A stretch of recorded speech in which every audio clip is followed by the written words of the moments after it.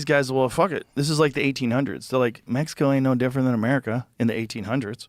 Before cars, everyone's on a horse. You got a house, whatever. Right. Same shit. Let's go to Mexico. So they went to Mexico. And to this day, they have giant Mormon compounds in Mexico. And then recently, there was a situation, like they're armed to protect themselves against the cartel. It's like wild shit goes down. And I think it was like a family was killed. I think it might have been an accident that the cartel mistook them for someone else or someone did. And there was like this real problem. Did they get revenge? I don't know what happened. I don't remember how the story went down, but I remember it was a big international story. And then everybody was like, wait, what's going on? There's giant camps of armed Mormons in Mexico? Yeah, they don't fuck around. Like, why did they move to Mexico? And that's why they moved to Mexico. It's because they have religious freedom. They don't fuck around. And they You know what religious they're at freedom the means? forefront of shit. I bet you the Mormons got an app. Oh, they probably have an app. Yeah, like But like, that's the story, right? That they were killed by the cartel. I think it was a woman and her child was killed by the cartel. 6 children, 3 women. 6 children. Oh my God. Oh my God. Attacking a group of Mormon families in Mexico. So 9 women, scroll back up. 9 women and children from a Mormon community in Mexico were killed while traveling in the 3-car caravan south of the U.S.-Mexico border on Monday. 3 women and 6 children, all with dual U.S.-Mexican citizenship, were killed in the attack, Security Minister Alfonso Durazo said in a news conference Tuesday. Here's what we know about the attack. The victims were all shot while in the vehicles while driving. Investigators believe the 3 vehicles traveling between the Mexican states of Sonora and Chihuahua were ambushed by criminal groups Monday, Mexican authorities said. Women and children between 14 years old and 10 months were massacred, burned alive.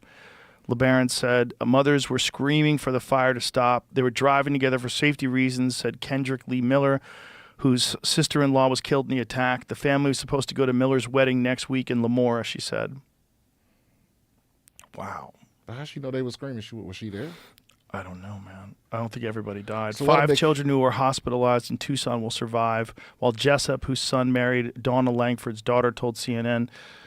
Willie Jessup, excuse me. 3 of the children have very serious injuries, but 2 others could be discharged soon. And they wasn't connected to that dope shit? They got to be. Well, I don't know. I don't know. Because they said it was a mistake of mistaken identity. But they always say that. Because listen, this is why that don't make sense to me. Oh, no. They don't say that. It says it's not clear if the attacks were specifically targeted or if the family was a case of mistaken identity. You don't accidentally shoot the wrong caravan. I mean, what's the chances that another caravan look just like yours? Well, here's what it says. It said Castaneda said there were long-standing tensions between the families and the cartels. He said one of the women killed was an activist and there were frictions over water rights. Oh, Jesus Christ.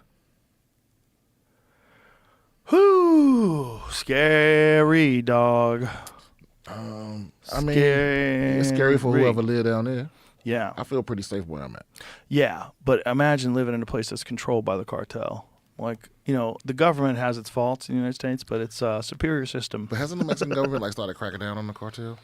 I don't know. They did that shit somewhere. I mean, I'm pretty sure the dude is a dictator.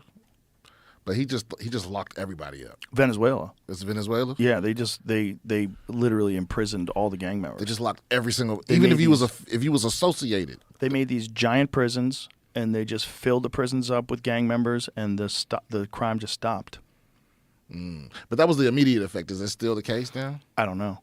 It's a good question. Like, you know, is that what they're going to do forever? They're just going to keep these guys in that cage for the rest of their lives? That's expensive.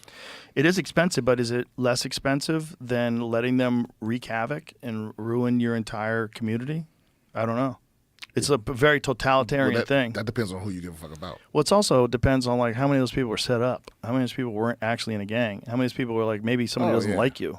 I mean, probably a little bit of that going on. In that type of situation where it's like a drastic change, and they rounding up hundreds of thousands of people, there's gonna be a couple of revenge joints slipped in there. Yeah. Oh damn, sorry Jorge, I accidentally put. This is the one, right? Yeah, crazy. Oh, El Salvador. Oh, it's not Venezuela. It's El Salvador. Look at that. Oh, my God. They just said, fuck it. We're just going to take crime down to 0. So it's just life in prison? Well, you know what, man? I mean, is this better? It seems like it's better than having the criminals run society and kill everybody.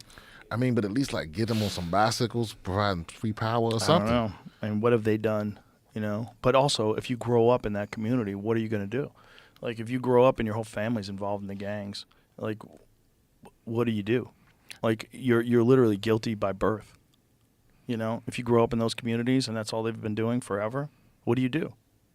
What do you do, you know? How do you sustain that, too? Right. I guess if you have enough money, because now you don't have to fight crime anymore. So now everybody's locked up. It's dark. Or it's just going to be new criminals. Yeah. What could fix the